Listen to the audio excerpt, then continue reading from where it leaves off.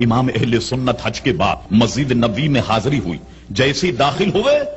دنگ اور حیران رہ گئے کہ میرے مولا احمد رضا تو ساری زندگی یہ کہتا رہا کہ حضور کا گنبد، حضور کی قبر انور یہ تو کعبے سے افضل ہے، مقام ابراہیم اور عرش اور کرسی سے افضل ہے، میرے مولا یہاں تو گنبد خضرا مسجد نبوی کی بائیں جانب، اس میں حکمت کیا؟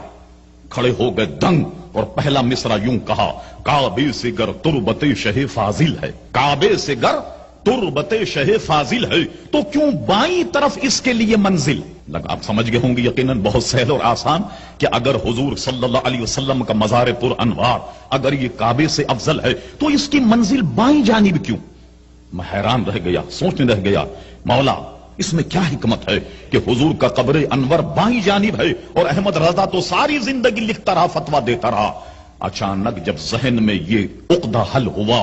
تو سبحان اللہ آپ یقین جانیے تو یہ امام احمد رضا فاضل بریلوی رحمت اللہ علیہ کا حصہ ہے کہ جو اس کو لفظوں کا جامع پہنایا، کہتے ہیں کعبے سے گر تربت شہ فاضل ہے کیوں بائیں طرف اس کے لیے منزل ہے؟ یہ سوچتے سوچتے کہتے ہیں اس فکر میں جب دل کی طرف دھیان گیا، لیکن میں سوچنے لگ گیا، سوچتے سوچتے میرا ذہن مان اپنی دل کی طرف گیا۔ افو نبی کریم علیہ السلام کا ارشاد ہے کہ صاحب دیکھیے دہنے ہاتھ سے کھائیے، دہنے کو فضیلت، دہنے کو ہر معاملے میں ترجیح دیجیے، مگر یہ جو دل ہے یہ بھی ارشاد ہے نبی کریم علیہ السلام کہ انسان کے اس بدن میں ایک ایسا گوشت کا لوتھڑا کہ وہ اگر صحیح کام کرے پورا بدن صحیح کام کرے گا، وہ اگر مفلوج ہو جائے پورے بدن کو مفلوج کر دے گا، اور اس لوتھڑے کا، اس گوشت کے ٹکڑے کا نام کیا ہے؟ دل۔ یہ بتائیے صاحب دل میں اگر خرابی ہو جائے سارا بدن خراب ہو جائے گا، دل اگر ورغرانے لگ جائے سارے بدن کا رخ پھیر دے گا، دل میں اگر فساد پیدا ہو جائے سارے معاشرے اور ماحول بلکہ بدن میں فساد پیدا ہو جائے۔ گویا انسان کے بدن میں ایک دل کو مرکزیت حاصل ہے۔ یہ الگ بات ہے کہ صوفیہ بظاہر جو گوشت کا لوتھڑا ہے یہ اس کو دل کہتے ہیں، یا ایک سوچنے سمجھنے کی صلاحیت ہے اس کو دل کا نام دیا، ہم اس گتھی میں نہیں جانا چاہتے۔ غرض کہ انسان کے بدن میں ایک گوشت کا ایسا لوتھڑا جس کو دل کہا جاتا ہے۔ اب ٹٹولی یہ مرکزی، یہ منبع، یہ محور پورے بدن کا، بدن میں ٹٹولیے تو یہ اللہ تبارک و تعالی نے اس دل کو انسان کی کس جانب رکھا؟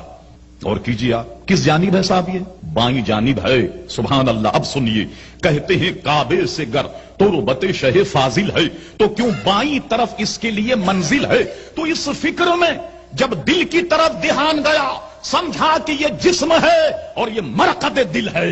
میں سمجھ گیا یہ مسجد نبوی جسم ہے، یہ عالم جسم ہے، یہ دنیا جسم ہے، اور اس جسم کا دل پیارے مصطفیٰ ہیں، اس کائنات کا دل پیارے مصطفیٰ ہیں، اس لیے رب کائنات کے دل کو